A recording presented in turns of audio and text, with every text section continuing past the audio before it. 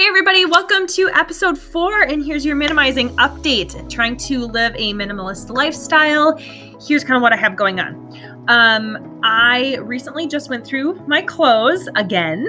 I did go through them a little while ago with my husband. He just kind of helped me decide like certain things I wasn't sure about, like, do you see me wear this enough? Or I really like this, or should I not get rid of it, that kind of thing. And he was extremely helpful and supportive through that whole process. And if you're a woman who has a lot of clothes, you probably understand and may not care what your husband thinks, but it was really nice for me to just kind of have somebody holding my hand through that process. But today I did it all by myself.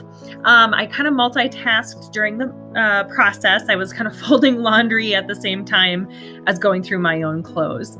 And I am super excited to say that I've really broken it down to pretty much two large baskets. One of them, and when I say baskets, they're the ones here in this video. One of them really is kind of like work outside farm clothing that's bulky. So it does take up a lot of space, and I don't really have anywhere to hang it. Otherwise, I would just hang them. But that other basket is literally full of all my tank tops, t-shirts. I have one pair of jeans and like 2 pairs of leggings and a couple of shorts for like spring, summertime. And that's it. And so I have a small basket full of like my bras and underwear and socks. So that really isn't a big issue either, because it doesn't take up a lot of space, which is really, really awesome. So I'm really proud of myself. And I'm excited to tell my husband that when he gets home today that I actually did that. But I was recently feeling very overwhelmed by this entire process. And so one of the things that I did was I set a plan or a goal with a schedule in place.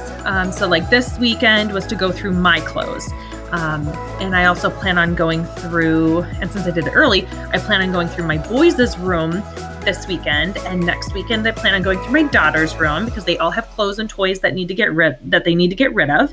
And I generally do have a biannual, or not biannual, twice a year purge of the kids' toys, just because like the holidays and birthdays, it's easier to do it once right before Yule and once in the spring. So I do it twice a year, and that seems to work really well. But this time we really have to hone in on things in their bedroom that they don't need, are not going to need when we're up north, that they don't use, things that are broken. So I really do have a good plan in place on getting through that.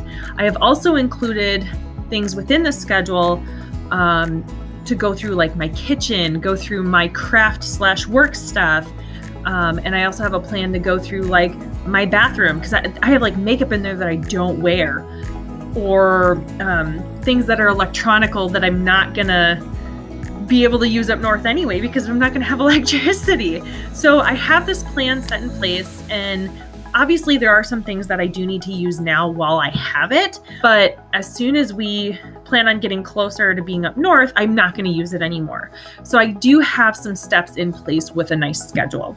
And it does work out really well, because it's not going to overwhelm me like I have been feeling, because I've set it on days and times that I don't have work or school or commitments with holidays. So that is a huge thing for me in not feeling overwhelmed with all of this stuff. You have to realize we have a 3-bedroom house with 2 bathrooms. We have 3 kids, 2 dogs, me and my husband, and our businesses.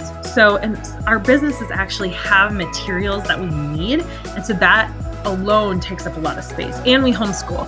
So we also have homeschool materials that we need. So trying to condense all of this is very tedious, and really trying to weed through things that we can do without, or supplement with something else that have a multi-facet opportunity. So there is that. But I also have this really awesome update for Ox, my husband, who does leather work. And I think I mentioned that in one of my previous videos. He has a really nice workstation. And so here's a quick clip of like my desk and workstation. We've really turned our living room into a workshop, if you will. And then you can also see my husband's workshop area as well. And he has reduced it to this. And it's not totally done yet, but I'm very proud of him. He came home, hashed it out in 2 days, fixing it up how he wanted. And that's what he's going to be using besides his hand operated sewing machine for certain other leather projects. And so he's just going to have these 2 little benches that are going to be his workshop when we're up north. So it's not going to be this big spread out space that he's going to need, and I have to do the same thing. So I will definitely keep you updated on that. And if you have any tips, tricks, or comments on different ways to downsize or good ways to, keep things minimal, especially while going off grid, I would love to hear it. So thanks, guys. Have a great day.